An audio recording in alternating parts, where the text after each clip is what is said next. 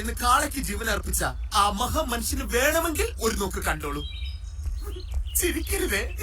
മയക്കുമരുന്ന് വിപത്തിനെതിരെ സുശക്തവും പഴുതുകളില്ലാത്തതുമായ പ്രതിരോധ മാർഗം നമുക്ക് തീർക്കാനാവണം.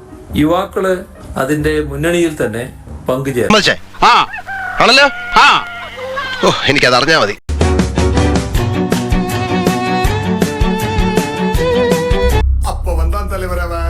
കുട്ടികളല്ലേ അവര് കമ്പനി അടിക്കും, വർത്താനം പറയും, ചിലപ്പോ ഒരു പോ വലിച്ച അതിനെന്താ. കുട്ടികളല്ലേ അവര് കമ്പനി അടിക്കും, വർത്താനം പറയും, ചിലപ്പോ ഒരു പോ വലിച്ച അതിനെന്താ. എന്റെ മോനം കെടുത്താൻ വേണ്ടി കച്ച കെട്ടി ഇറങ്ങിയിരിക്കുക അയാൾ. ആ കുട്ടി എന്തെങ്കിലും മോശപ്പെട്ട കാര്യം ചെയ്തെന്നൊന്നും ഒരു കേസിലില്ല. താൻ എന്തുവാണോ തലയും താലും ഇല്ലാതെ പിന്നെ ഓരോന്നൊക്കെ പറയുന്നത്? കുട്ടികൾ പുകവലിക്കുന്നത് മഹാ അപരാധമായി കാണുന്നത് എന്തിന്? നമ്മുടെ സാംസ്കാരിക മന്ത്രി സജി ചെറിയാന്റെ കണ്ണിൽ കുട്ടികൾ പുകവലിക്കുന്നത് ഒരു കുറ്റമല്ല.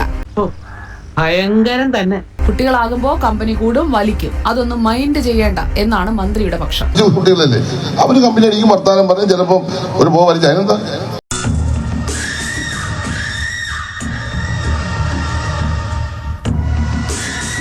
എന്റെ മക്കളെ, ഈ മനുഷ്യനെ പറ്റി ഒരുപാട് പറയാനുണ്ട്.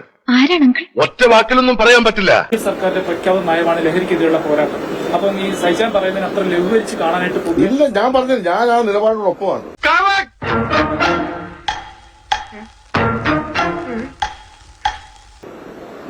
പോരാടണം, ശക്തമായി പോരാടണം. കുട്ടികൾ തെറ്റിയതിനെ തിരുത്തണം. ഓ അത് ശരി. ഇത് വിശ്വരൂപം, നേരത്തെ കണ്ടത് അവതാരം. ഇതെന്ത് മറിമായും എനിക്ക് ഭ്രാന്തായി പോയതാണ്, അത് നാട്ടുകാർക്ക് മൊത്തം ഭ്രാന്തായ.